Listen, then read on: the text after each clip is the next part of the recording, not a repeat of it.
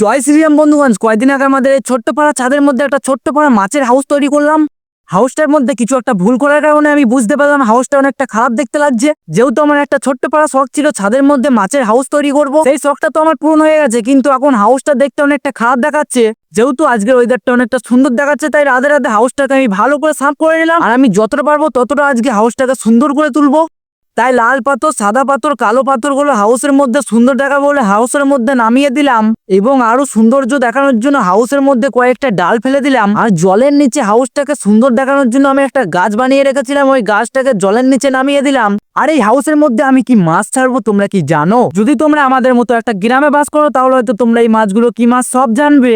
তাছাড়াও তোমাদেরকে আমি মাছের নাম দুটো বলে দিচ্ছি। এই দুটো মাছের নাম হচ্ছে জিওল মাছ। তারপর মাছ দুটোকে আমার হাউসের মধ্যে ছেড়ে দিলাম, আর হাউসের মধ্যে মাছ দুটো খেলা করতে শুরু করে দিল। মাছ দুটো এখন বন্ধু হয়ে আছে এই হাউসের মধ্যে, ওরা এখন মিলেমিশে থাকবে।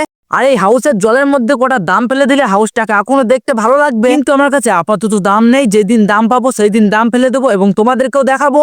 আর আমার আবার অনেক কাজ আছে, মানে মাঠে একটা পুকুর মরছে, ওই পুকুরে মাছ ধরতে যেতে হবে। তাই রাধে রাধে, তোমরা অনেকটা সুস্থ থাকো এবং তোমাদের বাড়ির লোক অনেকটা সুস্থ থাকুক। Bye bye.